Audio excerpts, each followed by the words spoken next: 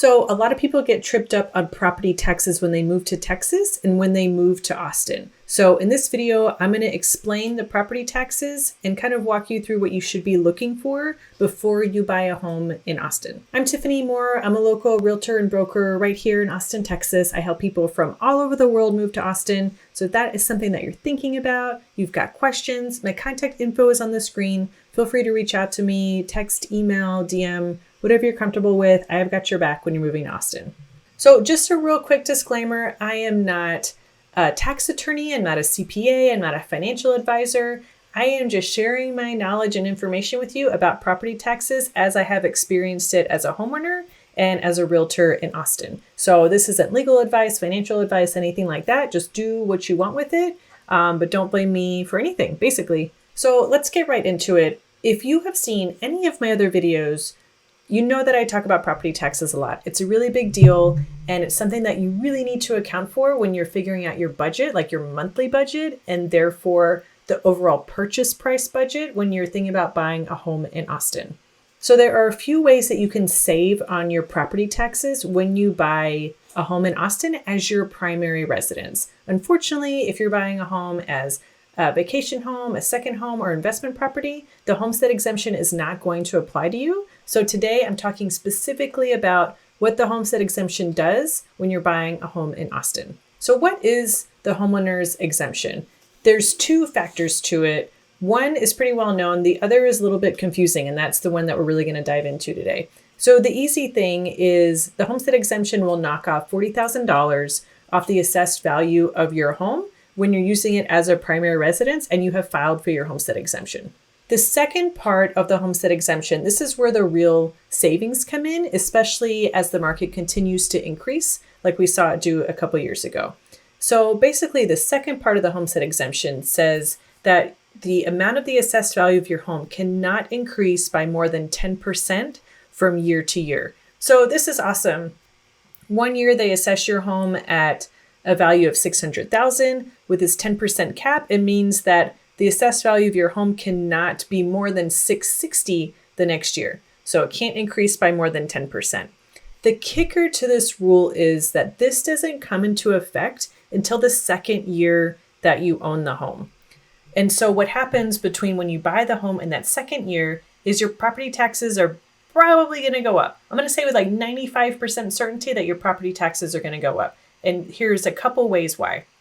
So the first scenario is the market increases. So let's say you buy the home. The year you buy the home, we're going to call that year zero, because that doesn't really have any effect on anything. The year you buy the home, you get to ride out the seller's homestead exemptions, whatever kind of exemptions they had.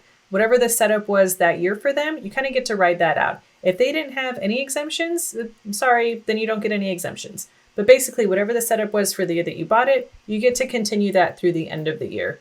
So let's say you buy the house in 2020. That year is year zero.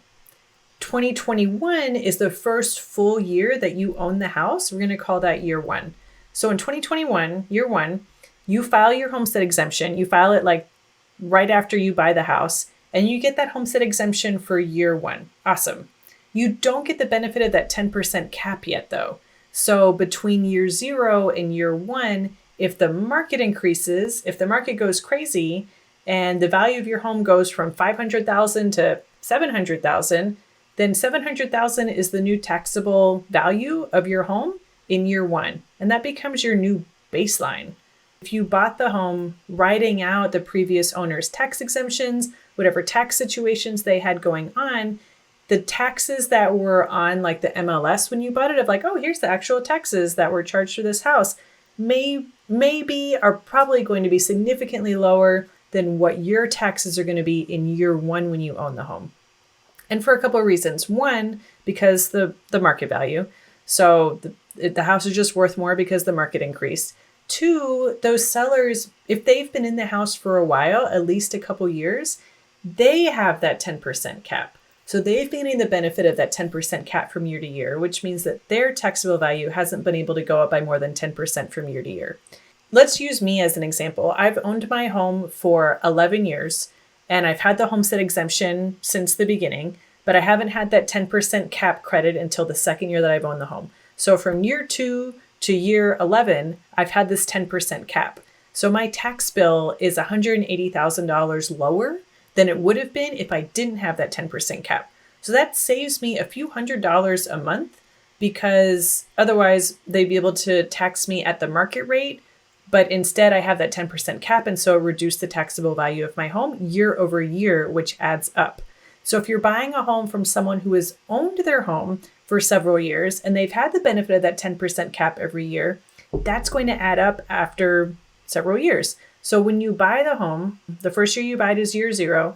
The second year, like the first full year that you own it, is year 1. In year 1, your taxes are probably going to go up. Like 95% sure your taxes are going to go up. 1, because of the market, and 2, because you don't get the benefit of that 10% cap yet. So they're taxing you at the market value. The good news is that in year 2, they can't increase the value by more than 10% of what it is at year 1. The bad news is what it is at year 1 is your new baseline. Okay, so if you bought the house and the previous owners, let's say their in total tax bill was $12,000 a year, which is awesome because they had that 10% cap every year. You buy it in year 1, because you don't have that 10% cap yet, because you just bought it, so that timeline resets. Now your taxes are $18,000 a year. So they went from being like $1,000 a month to $1,500 a month. And so the good news is that they can't increase by more than $150 a month after that. But the bad news is that now your baseline is $1,500 a month. It's that total of $18,000. So one thing that we really need to keep in mind when you're buying a home in Austin is having an idea of what the tax rate is going to be in the general area that you're looking. So every neighborhood is different as far as the tax rate, and it varies from like one house is one tax rate, across the street it's a different tax rate. But in general, you kind of know the average tax rate and what it would be in that area. So like in Austin proper, very low tax rate because those homes are older, they've already gone through their growth, they've already gone through the infrastructure, things like that. But in new construction areas, the tax rate is going to be higher. It's going to be closer to like 2.7 to 3.2% versus like a 1.4 to 1.9% in the city. So being aware of that and using just some basic math. It doesn't have to be complicated math. So your budget is $600,000. You're looking in an area that has a tax rate of 2.7%. Let's just say your total tax bill is going to be about $16,000 a year for your taxes. If you're financing your purchase, your mortgage company is going to break up that $16,000 by monthly increments. So plan on paying about $1,300 a month in taxes for a home that costs $600,000 at that 2.7% tax rate. That's a real number. That's something that you can actually expect to pay month to month for your taxes. So what I really like to do is have people look at the total monthly payment that they're comfortable with and work backwards from there. So if we know that, our monthly payment that we're comfortable with is $3,500, $4,000, okay, that means including taxes and your principal and your interest, this is how much money we have to spend on the house.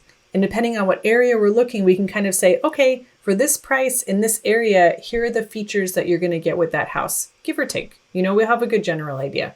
So if the location doesn't work for you, or if the features don't work, or if the monthly payment doesn't work, those are things that we need to tweak to get you to where you need to be.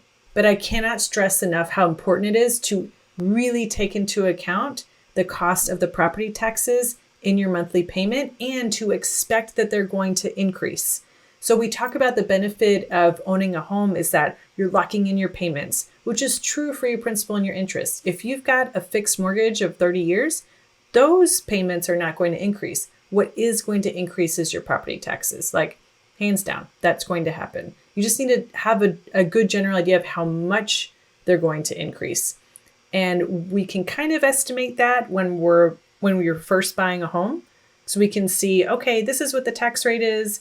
This is what we're buying the home for. Let's do some quick math and figure out what are the taxes going to be when they jump back up to the regular rate. And then that's going to be your new baseline moving forward. What we can't predict is the market. So literally from one year to the next, prices went up by 20, 30, 40% in some areas. No one knew that was going to happen. And so when that happens, your taxes are going to go up as well. So we want to estimate them as much as possible. But again, like no one has a crystal ball and we can't say for sure what is going to happen to the market in the future.